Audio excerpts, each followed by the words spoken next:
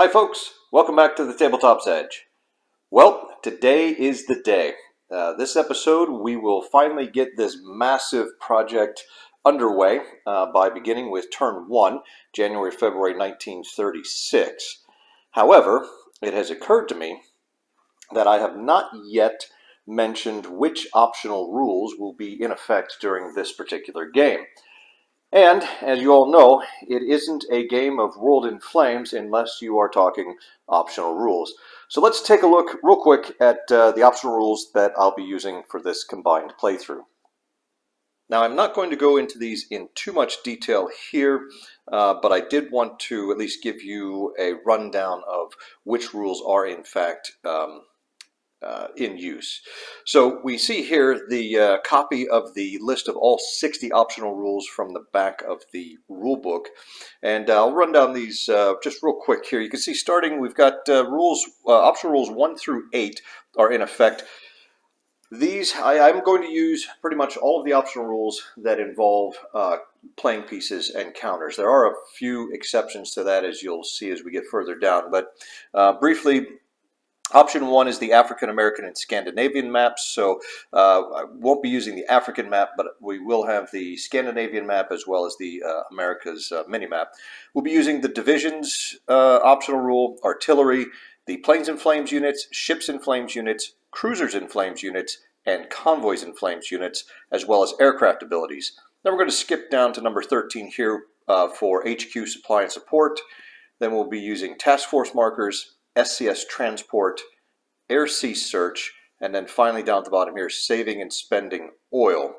Now, I don't have saving build points and disbanding units checked. However, with Days of Decision and the money track, it essentially does allow you to save build points. So we will be saving build points in that respect, but we won't be necessarily using the saving build points as printed in the WIF rulebook. We skip down here, isolated reorganization, cadre, building foreign aircraft, gearing limits. I'm still shocked that gearing limits has been turned into an optional rule because it is really maybe the single rule that gives WIF's production system its unique flavor. So gearing limits we will definitely be using.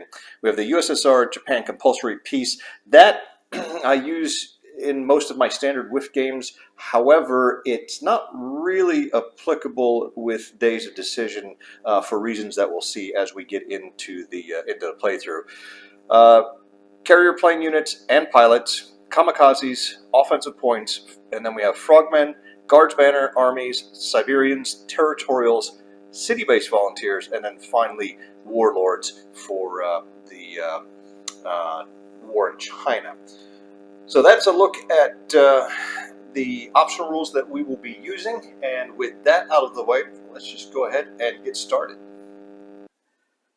I think the best way to kind of conceptualize how Days of Decision mates with World in Flames for a combined game is that Days of Decision basically adds a political affairs phase at the very beginning of the normal WIF sequence of play. Now, I think it's slightly more complicated than that, but for all practical purposes, you can think of Days of Decision as a political phase, and then we move right into our normal World in Flames game turn. So they do mesh fairly well. They're almost sort of self-contained parts of the game, which is not to say that one never affects the other. Quite the contrary, you will find throughout the play that what you're doing in the political phase is going to have repercussions later on that turn in the World in Flames portion of the turn, and vice versa. So with that, we're going to begin January-February 1936 with the political phase. And first up is Germany. So let's take a look at how we know that it's going to be Germany, and we'll talk a little bit more about how the political phase itself unfolds. Normally, the first thing in the political phase is for every major power to secretly record their bid for the political initiative that's going to be used in this political phase. Now, What are you bidding when you are recording your secret bid? You are bidding money. So you do have to pay in order to play, as it were. If you want to attempt to resolve one or two political options in the current turn, you're going to have to end up spending some of your money to do so, which means since we're playing a combined game, money and build points are one and the same. It means now that you have some additional things to spend your build points on rather than simply building units out of your force pool. Now, at the start of the game here with the setup, if we look at the money track here, we see most of the major powers have 5 in cash. The Commonwealth and the United States have 10, and China has 0. Everybody else has a little bit of cash to start with, and the political initiative order has already been determined by the setup of the game. So there is no bidding in this first turn. We'll see in March, April how the bidding actually unfolds. But essentially, you are looking to be the highest bidder, and we're going to proceed in order of highest total bid down to lowest total bid, with the highest total bid taking the first spot on the track here. So when I'm talking about having a low initiative or a lower initiative than somebody else, that means that you're looking at the first, second, third, fourth positions in the order versus 5, 6, and 7. So 1 is the lowest initiative, 8th is the highest initiative when we talk about initiative order. Now in some turns, some major powers may see no reason to play any political option. Maybe they don't have enough money, they're trying to save up to purchase some additional military units, or they just don't see any glaring need for them to do any options at this time. In that case, they are going to record a bid of 0, and that is going to preclude them from participating in the political phase at all that turn. When the bids are revealed, for the major powers that bid 0, we have this last card marker here. And in the example, if we've determined the order of all the bids after revealing them, and we've, say for the sake of example, Japan, the United States, and China have decided to bid 0 on this turn, we're going to place the last card marker next to the Soviet Union here, which is the lowest bid of all of the major powers who bid at least 1, and therefore will be able to attempt to play a political option. The second last card marker is going to move down the track as each major power resolves their options and play passes to the next major power in order. This marker will slide down until it reaches the other last card marker, and once it's on top of that, the political phase will automatically end. Now there is a chance that the political phase will end prior to this marker making it all the way down here, because after each political option is played, you're going to roll a 1 10-sided die to determine if the political phase ends. You will, and the phase will end if the number you roll is equal to or less than the number of options that have been played prior to the current option. If, for example, we get down to the Commonwealth, they play their option, they roll the die, and it turns out that the phase does indeed end, then France and the Soviet Union here are really, they're kind of out of luck.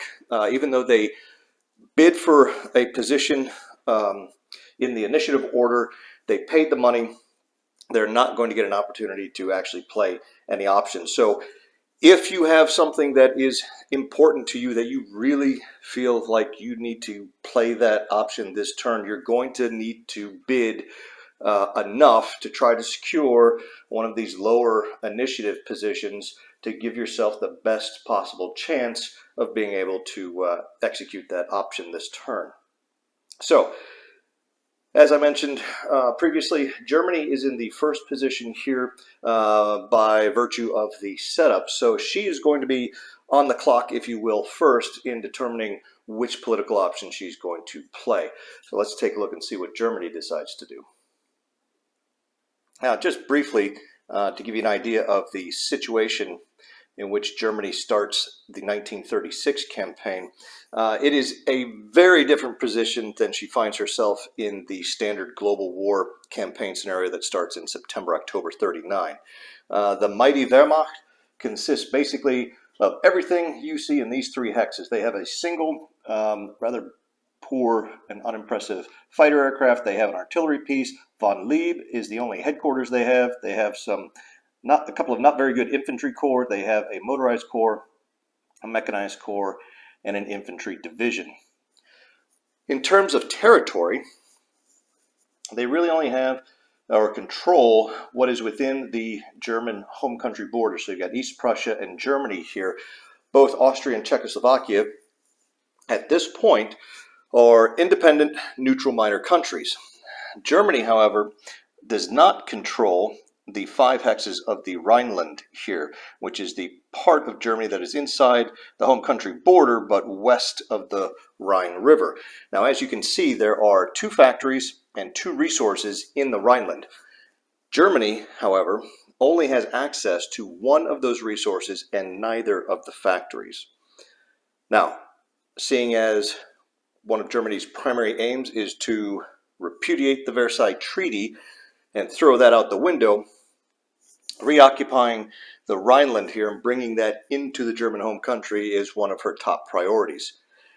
Now, we know that France has a political option which will allow France to occupy the Rhineland, and that will also prevent then Germany from occupying the Rhineland if the French are already there. And for the French to do that, it does incur a substantial U.S. entry hit for France. However, they will gain the Red Factory here. They will deprive the Germans, more importantly, of 2 factories and 2 resources, as well as having a nice strong border here with the Rhine River separating the occupied area of France from Germany itself. So for the Germans, occupying the Rhineland, bringing it into the home country is kind of priority number 1. Now, Germany can choose from any of the 21 international political options available, or she can choose one of her major power specific options.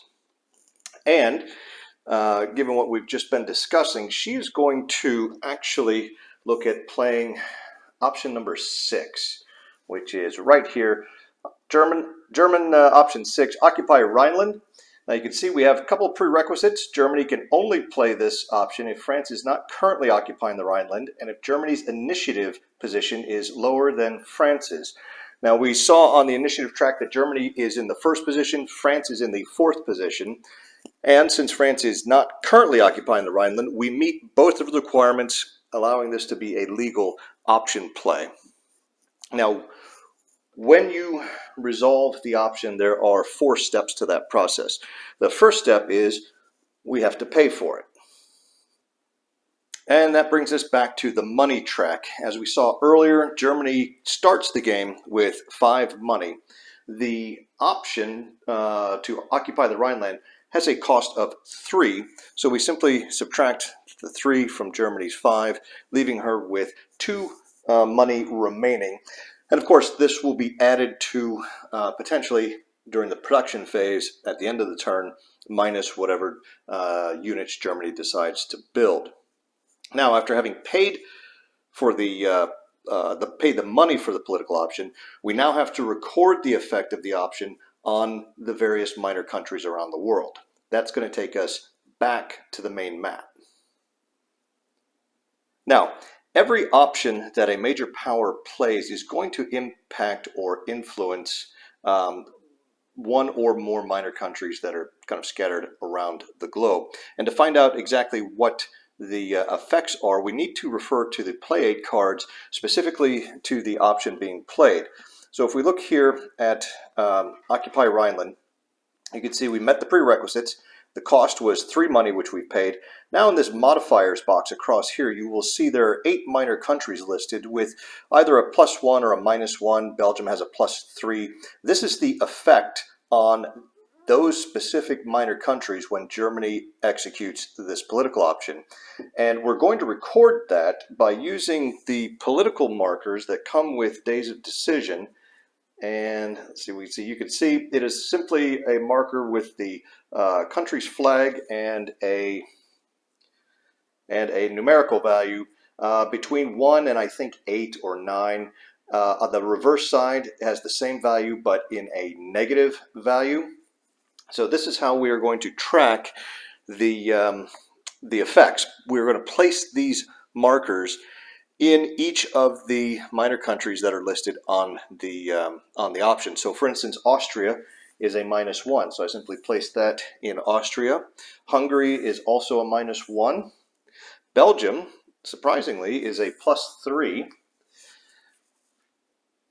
The Netherlands is a -1. Czechoslovakia is a +1, as is Poland. And then finally, Denmark is a -1, and Romania is a +1.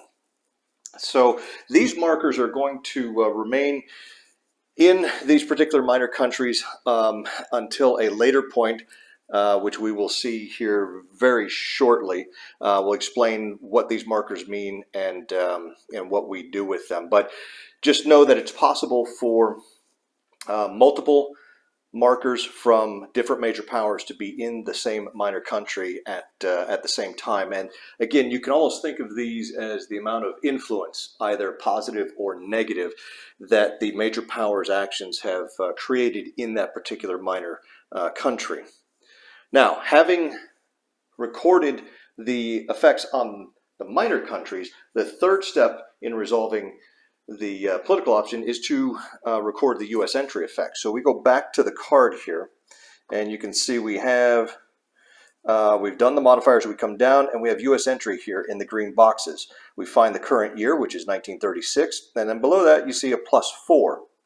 Now, the days of decision U.S. entry system is different from the regular World in Flames system, where you have an entry pool and a tension pool against the European axis and against the Japanese. Because this combined game is no longer just a two-sided affair, Axis versus allies, the US could potentially find themselves at war with the Soviet Union, in addition to Germany or Italy or Japan. And if you play with the DoD optional rule, which allows major powers to leave their ideology, conceivably the US could declare war on the Commonwealth or France.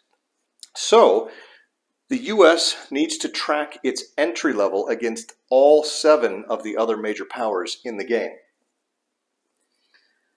There won't be any tension pools.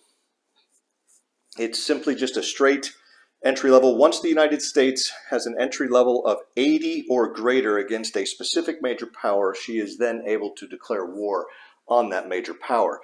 There is an option that in DoD that allows you to use the World in Flames entry system, where you would keep track of the entry pools and tension pools, and you would be placing the U.S. entry markers, the little U.S. flags. You would be rolling dice to see how many markers get placed into the pools and so on and so forth. There's not really a good way to track that, though, because you would need an entry pool for, like I said, all 7 countries. You wouldn't have any tension pool against the democracies, but you would need a tension pool, a separate tension pool for Italy, and then you would need an additional one for the Soviet Union. So rather than kind of mess with that, we're just going to go with the straight days of decision U.S. entry system for this particular game. And you can see with Germany occupying the Rhineland, that's a +4. That just means I'm going to go over to my U.S. entry chart and note the +4 addition to the U.S. entry level, which now is 0 against the other 6 major powers, but it is currently 4 against Germany. Now, the last thing that we do to implement the or to execute or resolve the political option is to actually implement the effects. And again, we go back to the card here, and you'll see the effects box explains what exactly happens. Basically says, after being played, you gain immediate control of the Rhineland as part of your home country. You can place reinforcements there. You also now control all the Rhineland's resources and factories. All French alliances with Belgium are broken, so we're going to remove the French markers under Belgium's political marker.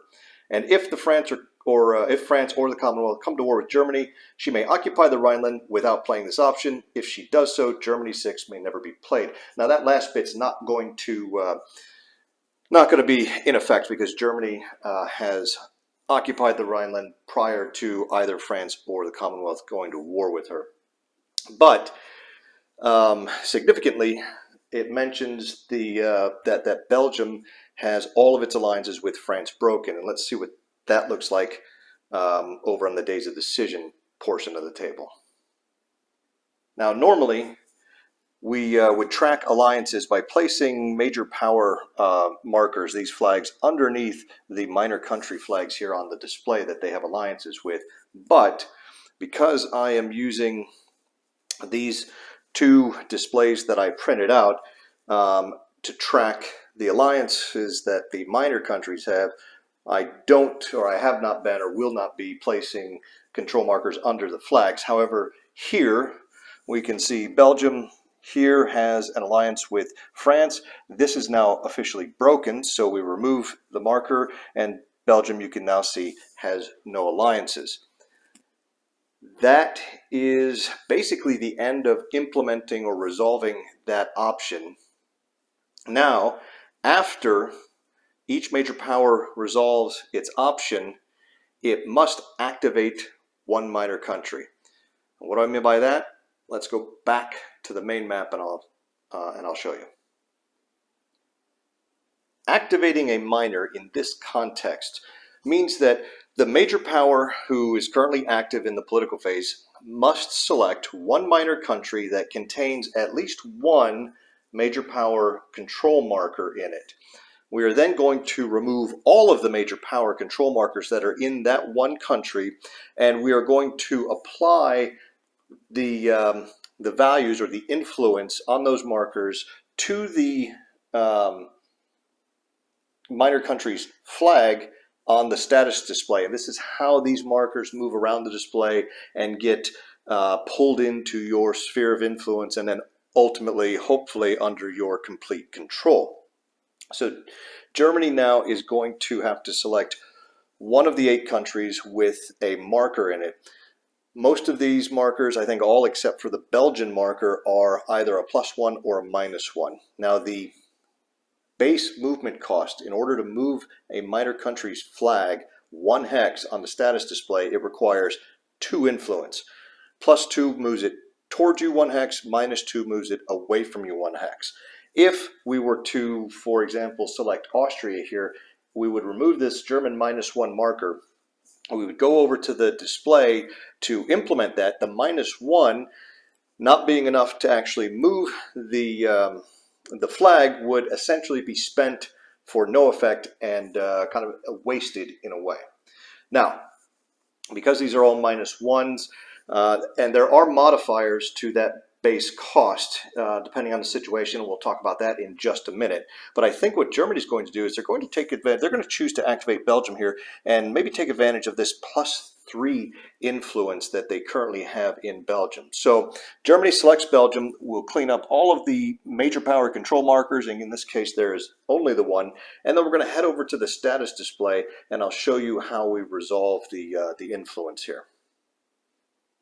Actually, on second thought, Germany is not going to activate Belgium. Instead, they are going to try to see if they can maybe waste or get rid of one of these -1 influences. So that's either Netherlands, Denmark, Austria, or Hungary. And we have some future designs on Austria here, so I don't know that we necessarily want to activate Austria, but we will go ahead, let's activate Hungary here. So we have a -1 in Hungary. Hungary is going to be the activated minor country. So now we'll take this -1 marker out of here. We'll head over to the status display and see how this resolves.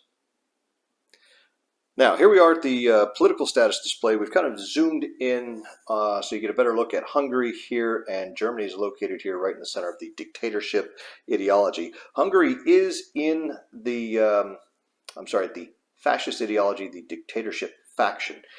The Hungary is within the fascist ideology.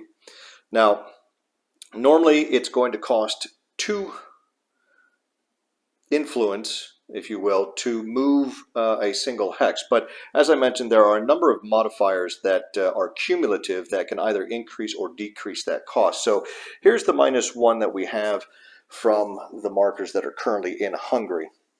Now, the cost is reduced by one of two ways. If the minor country is moving toward you and it is already in your ideology, you subtract 1 from the cost to move a hex. So it would only cost 1 to move Hungary closer to Germany. Unfortunately, this is a -1, not a +1, which means Hungary is going to be moving away from Germany, and therefore that doesn't apply.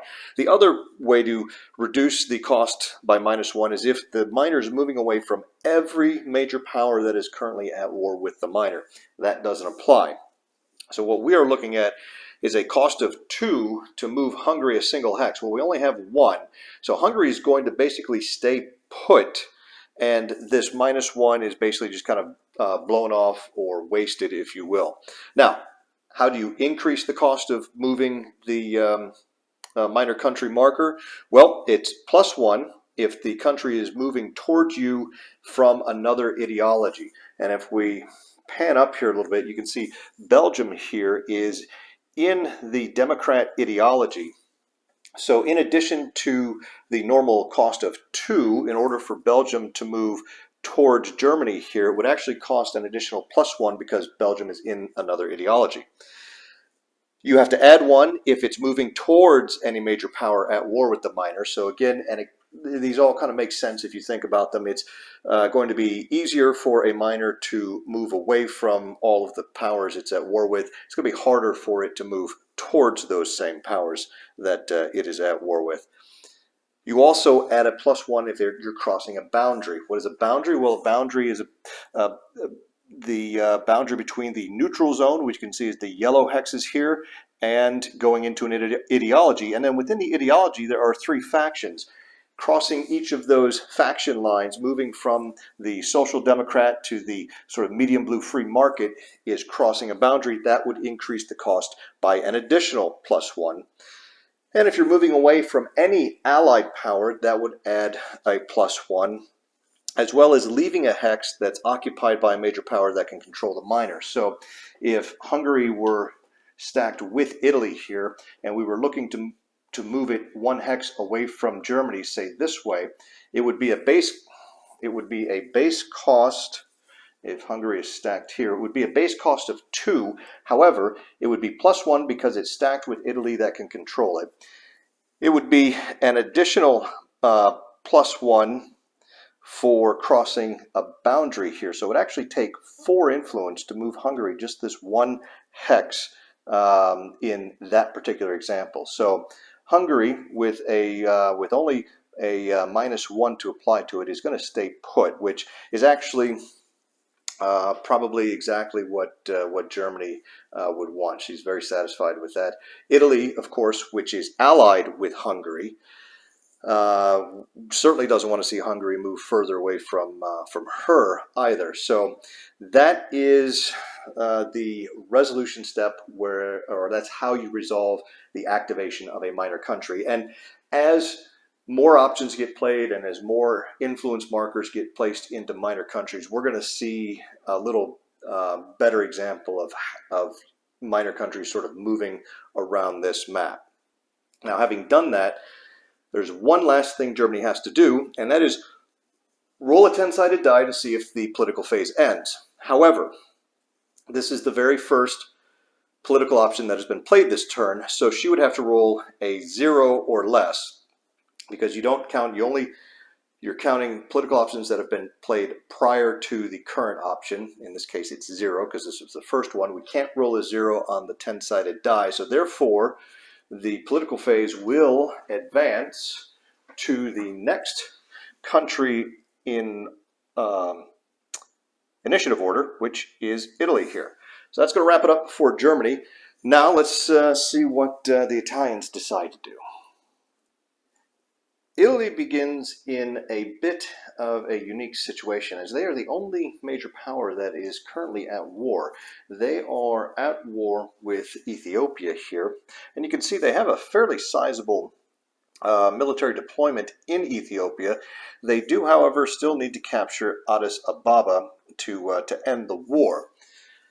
Complicating matters is the fact that Italy only controls 4 regular resources and no oil resources, and she is going to need oil to prosecute the war in Ethiopia, as well as any future war she may be involved in.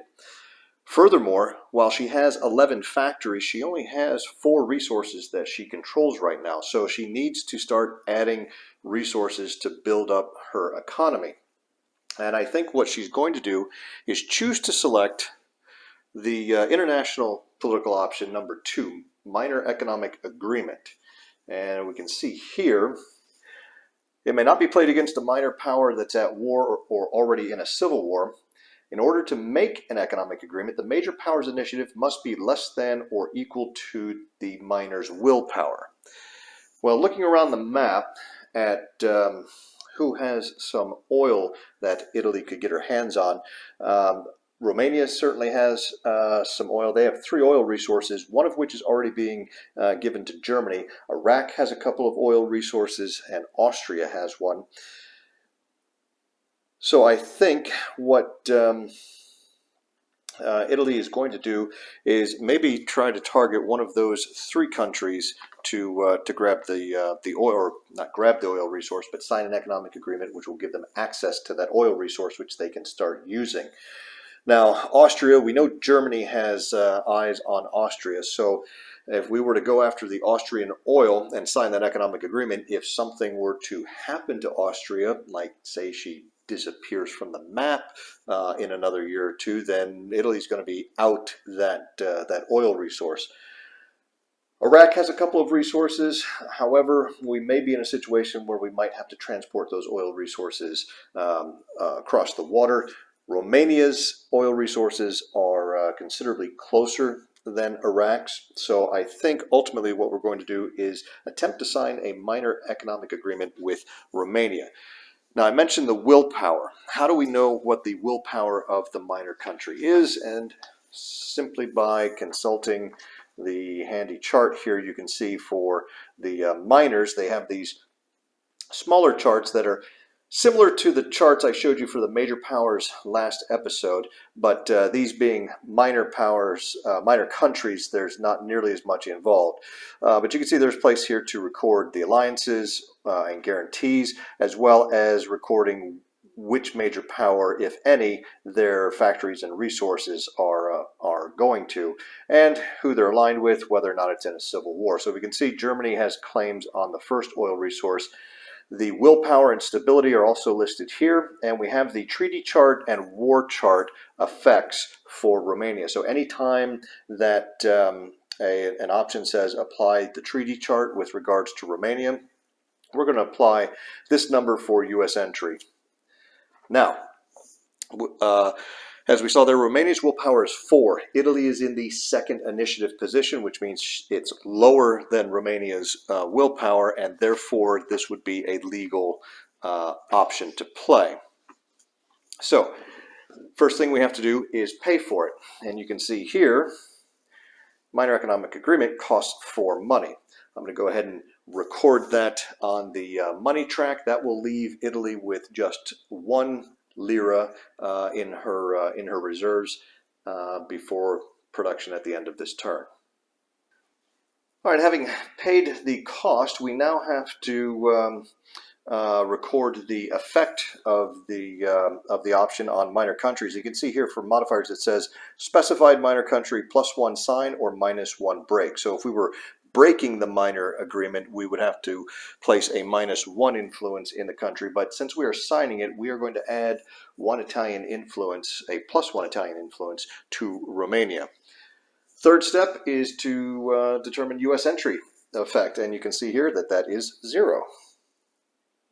And the last thing we need to do is to implement the effects themselves, which for the minor economic agreement allows Italy to use one of the resources or factories in the minor. In this case, Italy will be getting one of the oil from Romania. We've marked that on the display here where we're tracking that.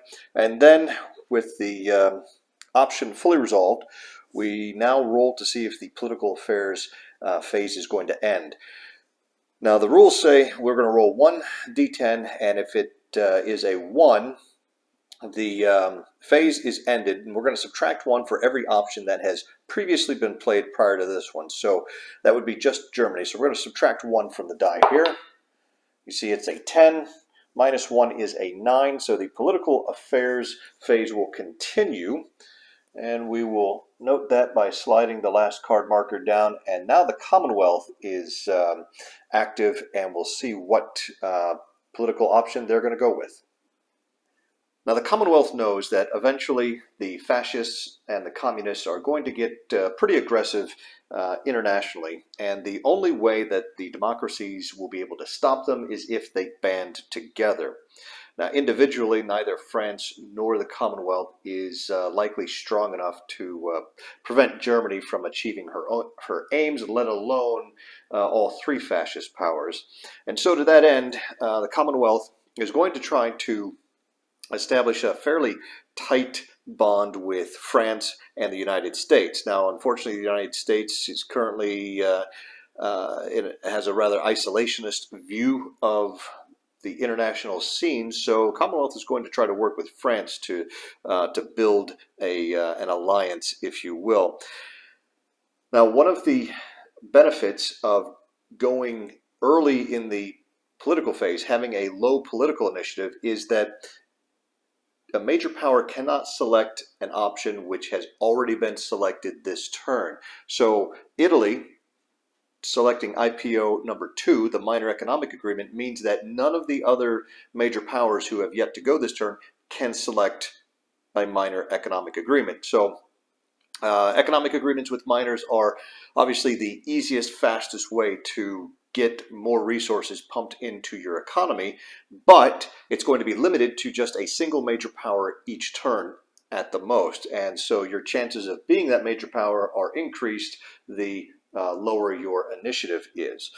Now, with the minor economic agreement off the table, which really for the Commonwealth is not a huge issue, resources, she has plenty of resources and factories. They are scattered all over the world, however, and at the current time she doesn't quite have the merchant fleet necessary to fully utilize all of her resources. So when it comes to the Commonwealth build schedule, we're going to see them focusing on building up convoy points to make sure she can actually get all of her resources that she controls to the factories where they're needed. But for now, we're in the political phase, so the Commonwealth, in looking over the options available to her, has settled on Commonwealth option number 3, and this is treaty. She's going to propose a treaty with France. Now, currently, there is no treaty that exists between the two major powers, which means that if France agrees to the treaty, there would then be established a level 1 treaty, and I'll talk about those here in a few minutes. But the important thing to know is if we look at the prerequisites for this particular option, the treaty option, you can see your initiative position must be less than the other major powers. Well, currently the Commonwealth is in the 3rd position and France is in the 4th. So she meets the prerequisite and is able to then select this option. The cost here says 4 money if successful. And that's important because for some of the options, the success of the option is going to be dependent upon one or more other major powers making their option selection for the turn to be the 0F option. Here it is right here. Agree to proposal. This is one of the standard, I'm showing you the Commonwealth one here. What will happen is if France agrees to the treaty, when it is the French player turn for their portion of the political phase, she will have to select the French option 0F, agree to a proposal. So for that reason, when you're looking at doing things like proposing a treaty with another major power, it's really important that you get with that other player and discuss how receptive they are to doing that, particularly doing it this turn, because if France, when it's France's turn to select a political option in this phase, if France does not select option 0F, the Commonwealth's attempt to sign a treaty will have failed. She won't have to pay the 4 money, but it is essentially a wasted political option for the Commonwealth. So again, there are some options in here that are going to require you to do some coordination and some diplomacy with the other major powers when you are looking to select those options. So with the option announced and the major power with whom the Commonwealth is looking to sign the treaty, I'm going to hold off on paying for the treaty until we find out whether or not it is successful, and we're not going to know that until later in the political phase when it is France's turn to choose her political option. And so with that, also the modifiers, the effects on the minor countries, the U.S. entry effect is all dependent upon the treaty actually being successful. So there's really not much else for us to do in right now with the Commonwealth political option other than to roll a die and see if the political phase ends. Remember, now we're going to be rolling that die 10, and we'll be subtracting 2 because Germany and Italy have each played 1 option. If I roll a 3 or less, the political phase will end. France will not have an opportunity to play her option 0F, and that means that the treaty will not have been successful. So let's take a look at what has suddenly become a rather important end of phase die roll. All right, here we are. I'm going to roll 1d10, and I'm going to subtract 2, and we'll see what the final result is. And that's not a good one. That is indeed a 1, which means the political phase has ended. So therefore, I'm going to go ahead and bring this last card marker all the way up here, indicating that the Commonwealth was the last major power to actually have an opportunity to play a political option, which means all of the countries that have bid for order, which on this first game of the turn it is assumed everybody has bid at least 1 for their position in the political initiative. Everyone who bid and did not get an opportunity to play their option will now get some bonus bid points for next turn based on their political effectiveness here. So what that means is France has a political effectiveness of 3. She will get a bonus 3 bid points towards her bid for next turn, for the March-April turn, so long as she bids at least 1 actual money. The USSR, they will get 2. Japan will also get 2, as will the United States, and China will get 1 bonus bid point for the next turn. But perhaps just as importantly, the Commonwealth's attempt to propose a treaty between the Commonwealth and France has failed. So the Commonwealth won't lose any money, but they also have no treaty. So there's still no treaty in effect between the 2 democracies. That is going to also wrap up our political phase. And now we're going to kind of move into the sort of the normal World in Flames sequence of play. Having wrapped up the political phase, we are now going to transition to the kind of the standard World in Flames sequence of play. Now, the reinforcement stage, we have no reinforcements that are arriving in January, February 36. The lending resources stage is really sort of predetermined by the events of the political affairs phase. The resources that minor countries are sending to major powers is already recorded and decided through the minor economic agreement options that are played. And major powers, when major powers sign a treaty with one another, they can also form an economic agreement as part of that treaty, whereby they can agree to exchange build points for resources. And all of that is pretty much set during the political affairs phase, so we don't have to worry about that really in the lending resources stage, which brings us to the initiative stage. And this is where we're going to see the first small difference in a combined game versus a standard WiFCE game. And that is that we're going to be rolling for all 3 ideologies for initiative.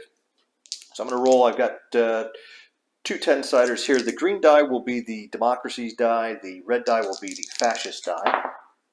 And we have a 9 for the democracies, we have a 4 for the fascists, and then the red die is also the communist die, and a 6 for the communists.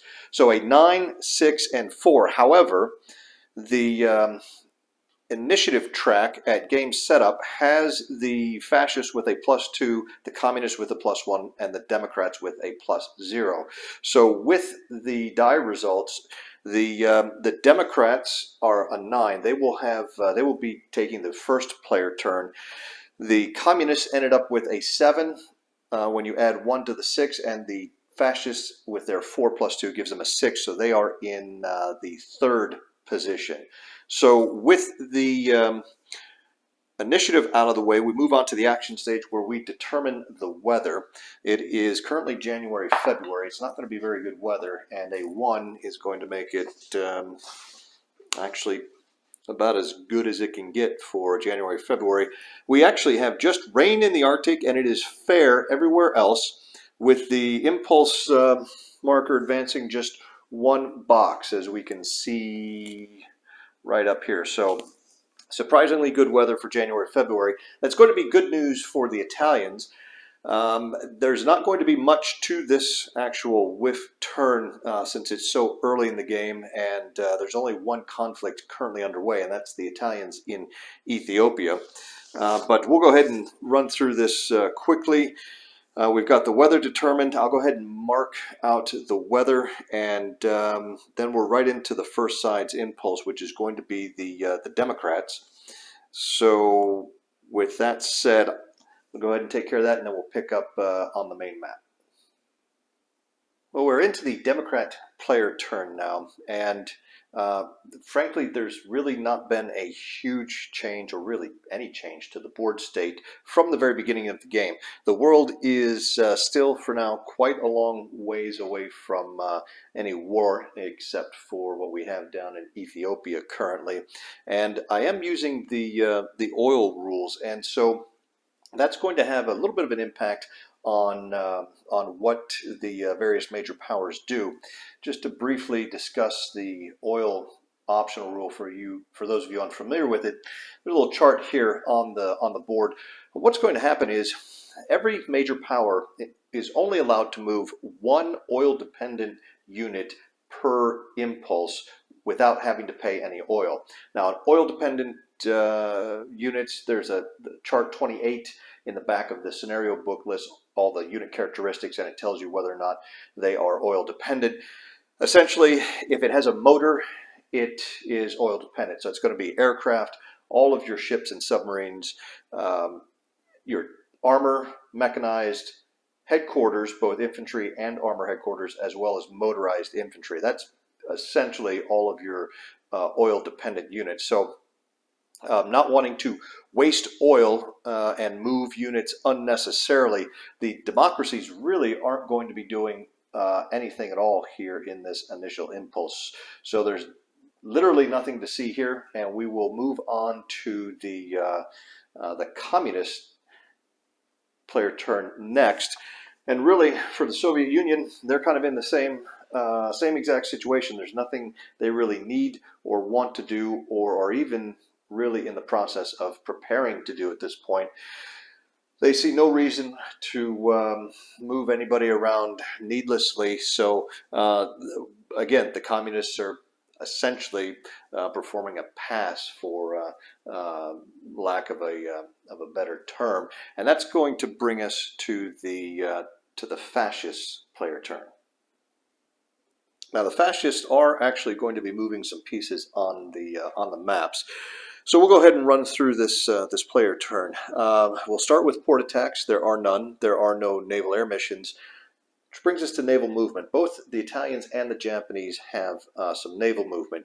Now, again, they don't want to really burn into their oil stockpile, so they'll be limiting their movement for sure, both of which are actually, I should say, everyone will have chosen a combined impulse since no one is at war with another major power. But the Italians have here in Taranto, they have a transport and this mechanized unit which they would like to send down to Ethiopia to reinforce the troops down there. So she'll move out in here to the Italian coast and end up here in the zero box of the Eastern Mediterranean, which means at the return to base, she'll be able to come through the Suez Canal, which is still open to the Italians, into the Red Sea, and then eventually return to base here at Asmara. Now, for the Japanese, their naval movement is going to be something similar. They're going to be moving some reinforcements out of the home island, specifically this infantry army, and they're simply moving into the zero box of the China Sea. That's going to complete the naval movement portion of the fascist player turn. There's no naval combat, no strategic bombardment, ground strike missions. This is where we may need to go ahead and take a look at the situation in Ethiopia. Here's where things stand in Ethiopia. The war has been going on for a while, and the Italians have managed to push the Ethiopians back to the capital here of Addis Ababa, where Haile Selassie, the headquarters here, and a militia unit are holding out. Now, the Italians currently have an infantry division, a motorized corps, an infantry corps, an artillery unit, Badoglio, the infantry headquarters, and another infantry corps, along with some less than impressive bombers in theater.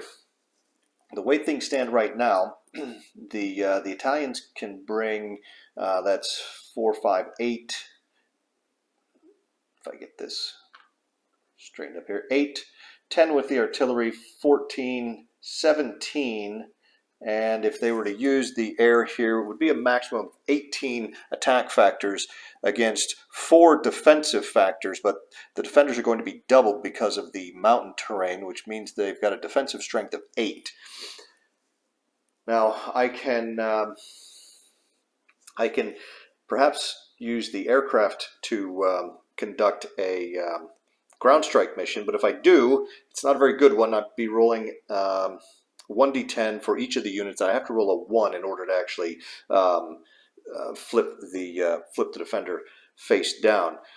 Instead, what I might do, I think we're going to shoot the artillery here, because I've got twice as good a chance of hitting and disorganizing or inverting the defenders.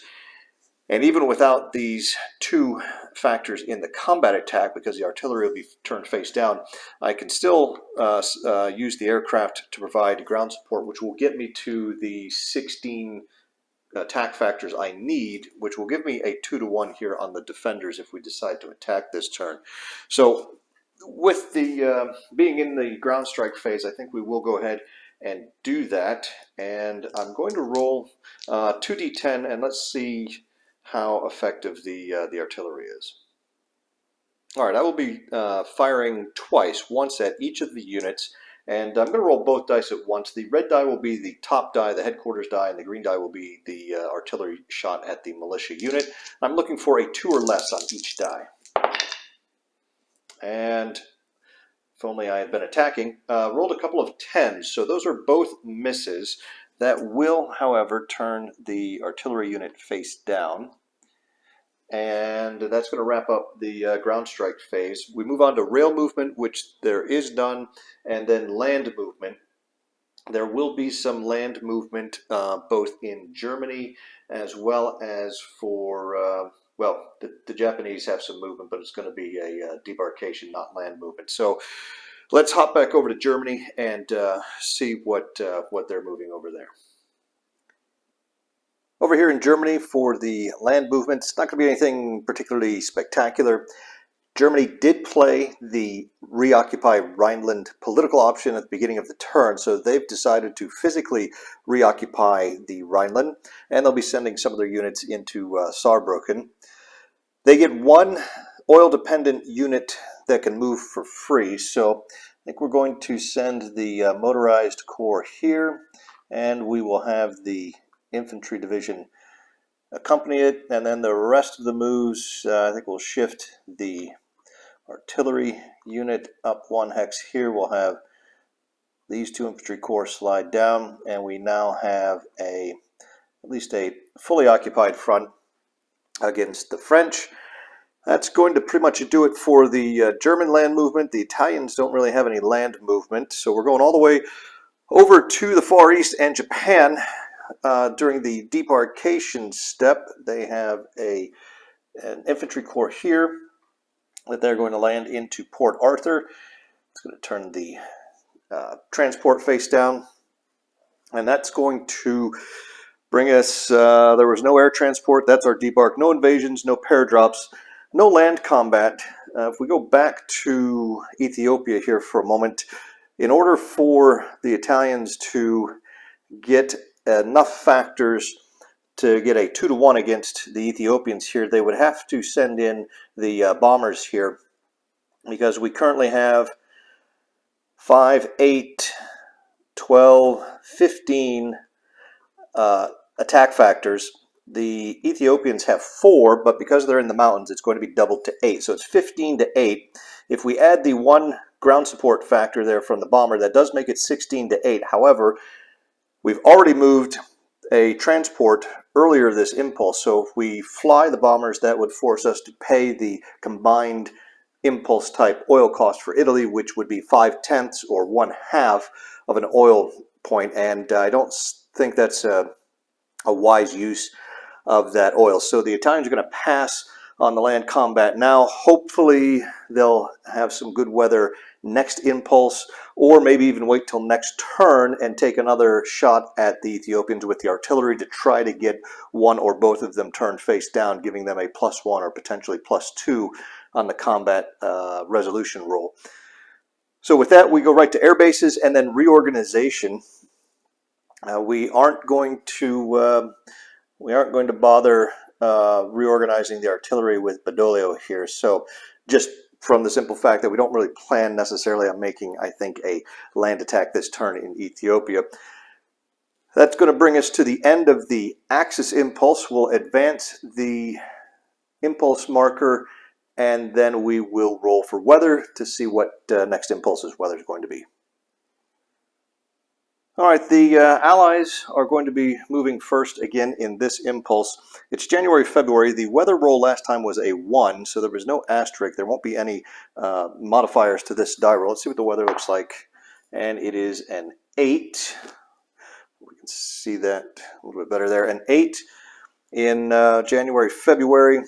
Weather is considerably worse. You can see here we're looking at blizzard in the Arctic, snow in North Temperate, storm in the Mediterranean, fair in North Monsoon, storm in South Monsoon, fair in South Temperate. It's going to go up 3, and we're going to get a +2 to the die roll on the next impulse's weather. So let me go ahead and mark off that weather, and we will roll right into the Allied impulse. And honestly, I don't think there's going to be much of anything going on, especially given the weather here. Nobody really wants to be consuming their oil reserves at this point in the game. There's no active wars going on outside of Ethiopia, and that's all Italy. So I'll go ahead and record the weather, take a look at the map, and see if there's anything that's actually going to happen at this point. Well, as far as the Allies are concerned, nothing really has changed. The Germans have occupied the Rhineland, but there's nothing that any of the Allies can really do about that at this time. So the Allies effectively passed. They didn't bother moving any of their units. Same for the Soviet Union here.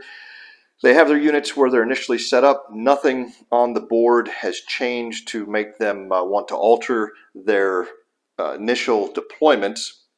And so we kind of breezed through both the Allied and the Communist impulses, which brings us up to the Axis impulse. This will be the second Axis impulse. And really, the Japanese, they were able to reinforce their army on the mainland in the first impulse. There's not much else for them to do. The Italians really don't have much they can do here in Ethiopia.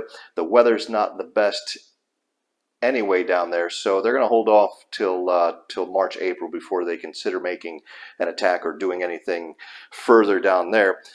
Which brings us really all the way to the end of the axis impulse. If we look at the impulse track here, you can see it's a little bit different than the standard WiFCE track with the additional boxes, but the marker has been moving up 3 boxes after each player turn, if you will. So after the democracies, it went from the I think the 4 box to the 7 box, 10 box. We're up here in the 13 box right now, and we do finally have a chance for the turn to end on a 2 or less. So we're going to go ahead and roll the end of turn roll, and we get a 6, which means the turn will continue. So we'll slide this up 1, 2, 3 boxes.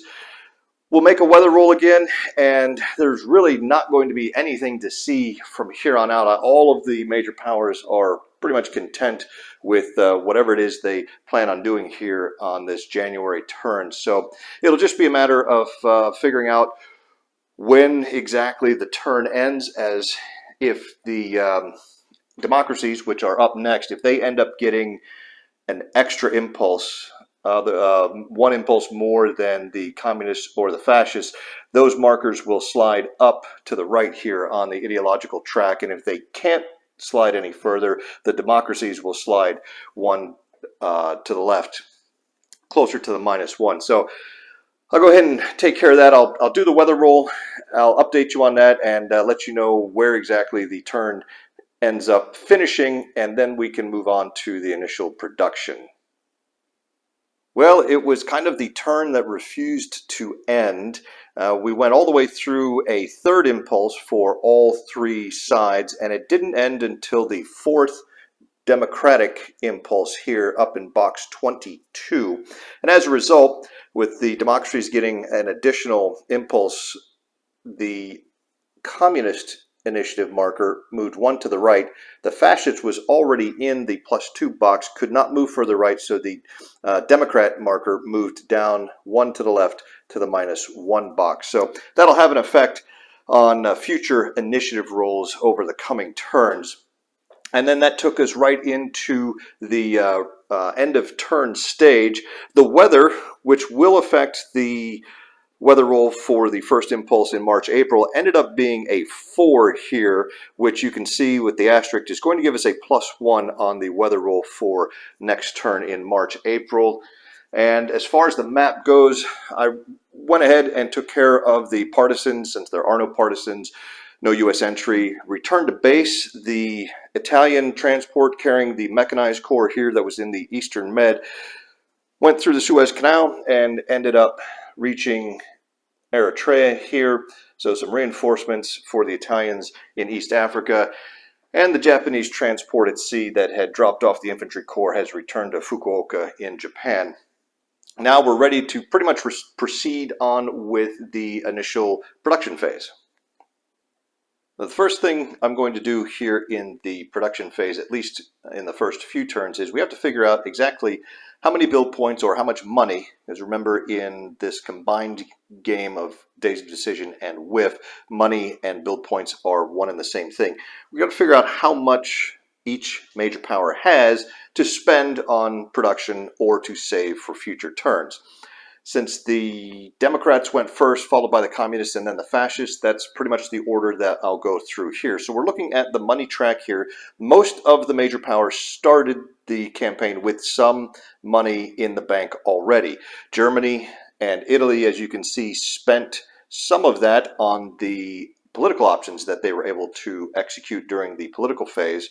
Everybody else is pretty much where they started, since nobody else had the opportunity to do any political options. We're going to start with China. Now, China starts the game with 14 factories, all of them located in China, the homeland of China.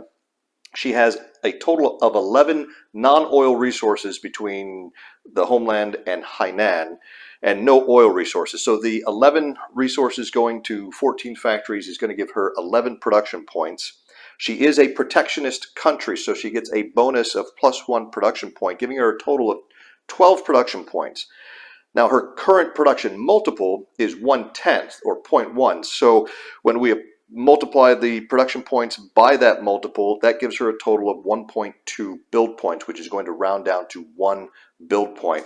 We're going to add that to her current total, and she is the only major power that actually starts the campaign with no money on hand. So that's going to bring her up to a grand total of 1 money or build point with which to build something.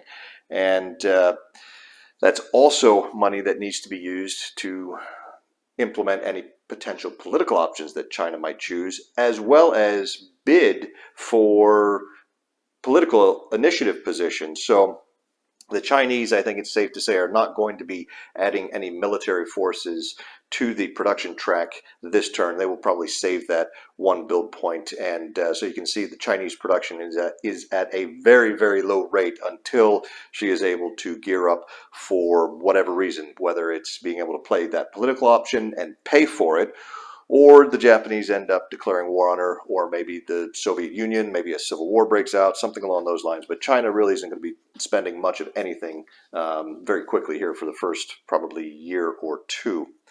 That brings us along to the United States. Now, the U.S. has 40 factories, all in the homeland. They have 17 oil, and they have a total of 25 non-oil. Now, one of those non-oil is coming from the Philippines, and they have established a convoy pipeline from the Philippines to the U.S. West Coast to be able to get that resource back to the United States where the factories are. However, she does start the game with a trade agreement with Japan, whereby she must ship 2 oil and 2 non-oil to Japan in exchange for getting 1 build point from Japan.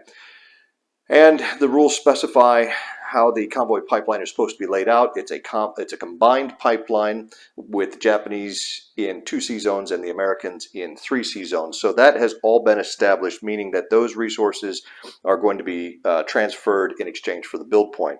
What that means is that the United States has 15 oil and 23 non-oil resources with which to do something. Being neutral, she can save 1 oil, and she will do that because when the war begins, the U.S. is going to need, everybody really is going to need a large stockpile of oil, but the United States probably more so than most of the other countries, which really gives us 14 oil that we're going to use for production, plus the 23 non-oil resources, gives us a total of 37 resources going to 40 factories. That's 37 production points.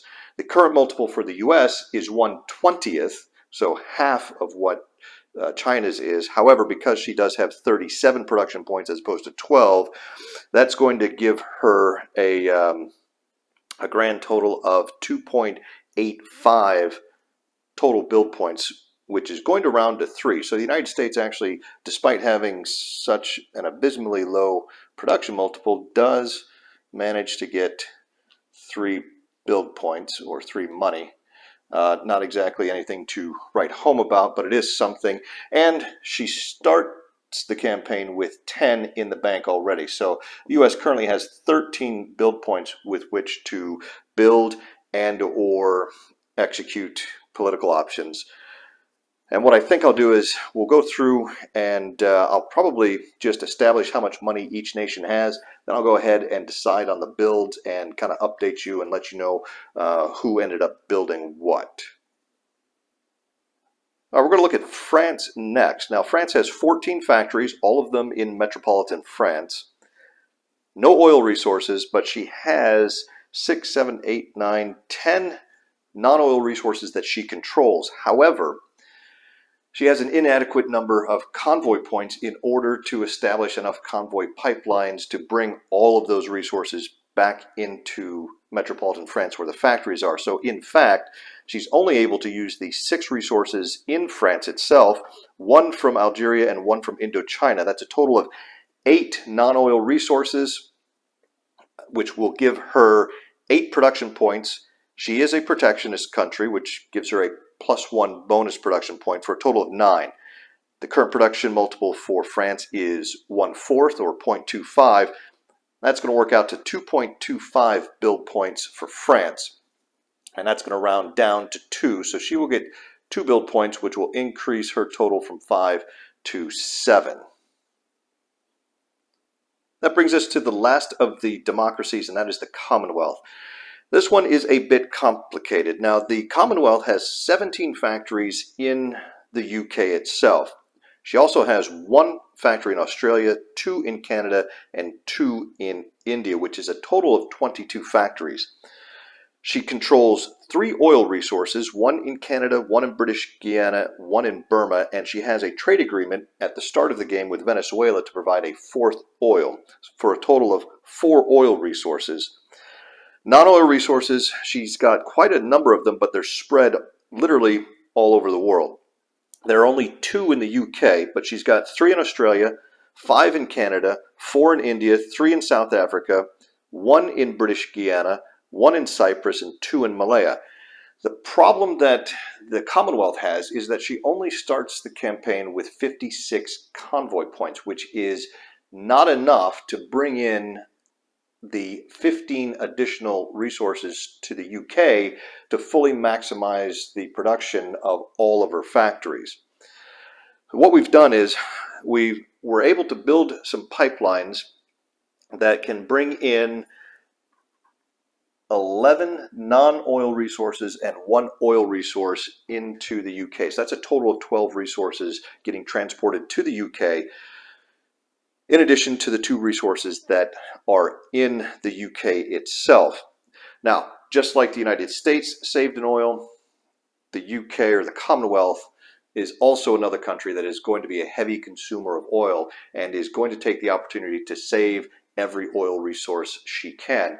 So we're not even going to be able to use all of the oil resources that we are able to transport to our various factories. We're going to save one of those, and it'll be the one that we transport into the UK, adding to our existing stockpile of 1 oil. This will give us a grand total of 2.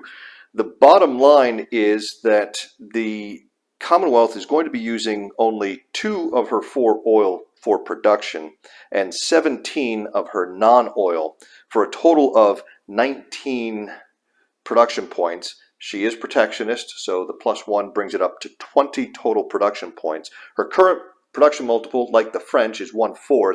So when we multiply that out, it gives her a total of 5 build points. And with the current situation of where the resources are and the number of convoy points that the Commonwealth has, you can see that building convoy points is going to be a high priority for the Commonwealth. Particularly, she's going to need some tanker convoy points to be able to bring in the oil. She's currently not transporting that oil from Venezuela, but if she can build 1, 2, 3, 4 tanker convoy points, she'll be able to establish a pipeline and bring that oil resource back into the Commonwealth, where it can be, or into the UK, where it can be of some use.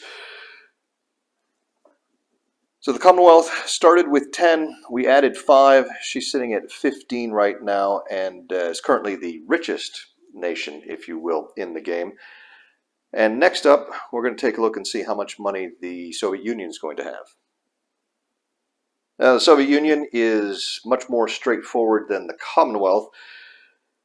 The game actually splits the resource listings here by homeland and Ukraine, because in Days of Decision it is quite possible for the minor country of Ukraine to be formed, either I think specifically by Germany. Germany can recognize Ukraine, and that will break it off from the Soviet Union and form a separate country. But right now it is part of the Soviet Union, and therefore the resources and factories that are located there are considered part of the Soviet Union total. So they've got 22 factories in the Soviet homeland, plus a further 7 in Ukraine.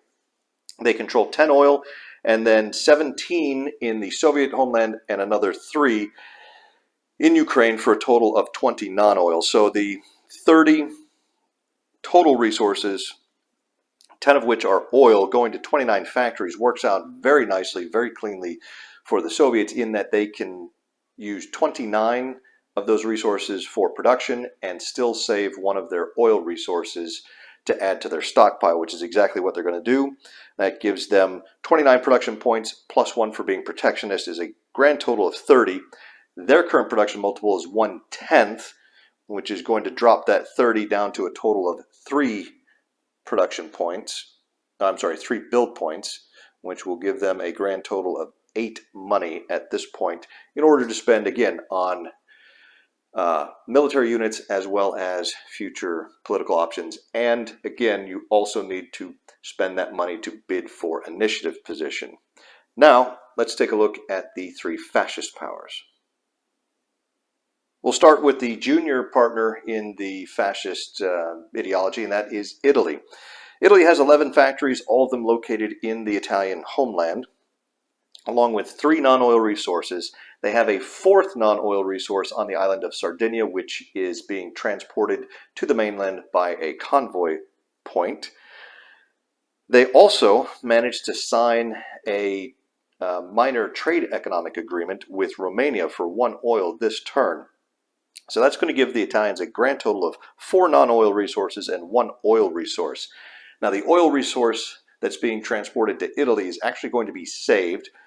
Again, oil is a very precious commodity for all the major powers, with the possible exception of China. But even then, not having any oil at all is going to limit China a little bit. But they will be the least affected by any shortages of oil. So the Italians are going to save that oil point, giving them a total of 4 resources for production, which converts to 4 production points. They're protectionist, so they get a bonus. 5th, those 5 production points are going to be multiplied by their production multiple of 1/3. That works out to be 1.66, which is going to round to 2. So the Italians are getting a whopping 2 build points each turn at this stage of the game. And having spent money on the trade agreement, that took them down to 1. They have a grand total of 3 money or build points with which to do something over the coming turn. Now we turn to Japan. Now, Japan has a total of 17 factories, 14 of which are in the home islands. She has 1 in Korea and 2 in Manchuria. However, Japan is incredibly resource poor. She actually controls no oil resources. She only has 1 non-oil resource in the home islands. She has another 1 in Korea, 3 in Manchuria, and 1 in Formosa. So her total controlled resources are 0 oil and 6 non-oil resources. However, as we mentioned earlier, she does have a trade agreement with the United States whereby she's going to receive 2 oil and 2 non-oil resources. That's going to bring her total up to 2 oil and 8 non-oil resources that are being brought into Japan and to her factories. She's going to use all of them for production, which is going to give her 10 production points. She's also protectionist, which gives her that bonus production point for a total of 11 production points. Her current production multiple is 1/3. So when we multiply 11 by 1/3, that gives us a total of 3.66 build points. However, the other side of that economic agreement is that she needs to send 1 build point to the United States. So while she's getting the 2 oil and 2 non-oil, she's having to send out 1 build point. So that 3.66, we have to subtract the 1 build point going to the United States, which leaves us 2.66 build points total. That's going to round to 3. So Japan is going to actually have a total of, or receive a total of 3 build points this turn that she can put towards production and political options. And now that brings us to the last of the major powers, Germany. Germany currently has 17 factories in the homeland. She was able to gain control of the 2 factories in the Rhineland by playing the political option to occupy it this turn, which brings her to a total of 19 factories. She controls 1 oil located in Germany, along with 6 non-oil resources in Germany, and now both of the resources in the Rhineland as well. So what she controls is 1 oil and 8 non-oil resources total. However, she does start the campaign with 2 economic agreements in place. She is receiving 1 non-oil resource from Sweden, and she is receiving 1 oil resource from Romania. So her total resources that are being transported to factories and are usable is actually 2 oil and 9 non-oil. However, like the Commonwealth and the United States, and the Soviet Union, she is going to be saving one of those oil resources and putting it in the stockpile for use later on. That's going to reduce the total number of resources used for production to one oil and non-oil. That's a total of 10. She is also protectionist. In fact, everybody is protectionist except the United States. So she will be getting a bonus production point, which brings her to 11 production points.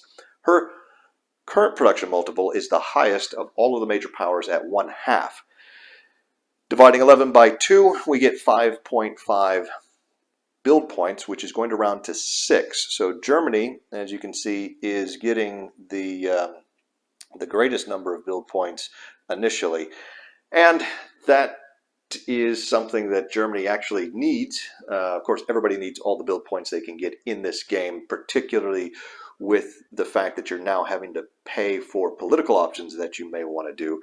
But Germany has a long way to go if she's going to win the game, which means she's going to have to build a lot of military units, but she also has a lot of political work that needs to be done and playing a lot of political options. So with Germany gaining 6, that's going to bring her total to 8, which matches Japan's and the Soviet Union's, but it's still, I think, half of what the Commonwealth has and almost the United States. They're sitting at 13. So now that we've established how much money each major power has to spend, I'm going to go ahead and look and see what, if any, military projects that these nations want to get underway and get those onto the production track. And then once that's done, I'll just give you a rundown of who built what and maybe why. And then I think we are just about ready to wrap up this turn and roll into March, April 1936. Now, as to be expected from the rather anemic production numbers that we just saw, there's not a lot that has been added to the production circle this turn. China chose to save her single build point, and so she now has a grand total of 1 money in the bank. The United States did take the opportunity to begin the first cycle construction of a carrier. That's the USS Wasp, I believe. Yes, the USS Wasp. So they've laid down Wasp. That will be going into the construction pool at the beginning of next year. And that's the only production the United States engaged in. France, as I mentioned, is desperately short of convoy points, and so they spent some money to build a couple of convoy points and decided to save the rest. The Commonwealth also followed suit, building a couple of tanker points here. They're going to need 2 more before they can, before they'll have enough tanker points to establish a convoy pipeline to bring the Venezuelan resource into the UK. So they expect to be able to lay those down next turn. So hopefully by the second half of this year, they'll be able to add that Venezuelan oil resource to their production. They also went ahead and began training of some pilots here. So they spent a grand total of 3 build points for that. Russia is kind of unique in that they were the only major power to actually build any land forces this turn, and they laid down they began construction of an infantry corps. And you'll see why here, hopefully in the next few turns, why the Russians are setting about spending money so early on something as quick and simple to build as an infantry corps. Moving on to the Axis, the Japanese also laid down a carrier here that is Hiryu to match the United States. And then Italy opted to not build anything. She had reduced herself to 0 money and only produced 3 this turn. She's, again, desperately short of resources, as the Japanese are. And I think she has decided that she does have an ongoing war in Ethiopia. She would love to be able to reinforce those forces attacking Addis Ababa, but anything that she builds now is going to take several turns at best to get down there and get into position. So she's going to have to win the war with what she currently has in theater, unless it goes absolutely disastrously, which is always a possibility. And therefore, she's going to save her money and concentrate on political options. The easiest way of getting access to additional resources that she needs is through economic agreements with minor countries. So that's what she's going to be kind of focusing on here the next few turns. Whether or not she'll be able to actually pull it off, we'll have to wait and see. But she's prioritizing political options right now over building any military units. So Italy saves her 3 build points. And then finally with Germany, Germany did manage to put some pilots on the production circle here and start building them. That dropped her down to 6 money remaining, and Germany is looking also to hopefully sign some economic agreements with some miners. She would love to get a hold of more of that Swedish iron ore to help her industrial base and improve her build points moving forward. It's still early in 1936 here, and I think the earliest that any of the major powers can gear up would be 1937. So the next several turns, you're going to see everybody just marginally perhaps increasing their production and income, which means we're not going to see a lot of building. There's not going to be a lot of new forces being added to the map unless something odd happens where a war breaks out between a major power and a minor country. Things are going to be pretty quiet for the rest of the year. But having said that, that brings us really to the end of the production phase for January, February 1936. There's no intelligence step because I'm not playing with that optional rule. And with the peace step, there's nothing to resolve in the peace step. So we have officially put the first turn of the campaign in the books. And I will wrap this episode up, I think, on that note. Not a whole lot happened, but we are very early in the game. If you haven't seen a 1936 start to whiff before, I guess I'll say get used to it. I won't be, I think, taking as long to do so little.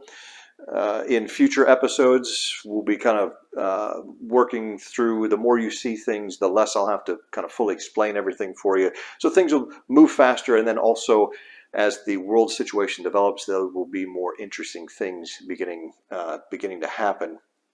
So for now, we're looking forward to March, April 36. Will the Italians go ahead and make an assault on Addis Ababa, or are they going to continue to put it off?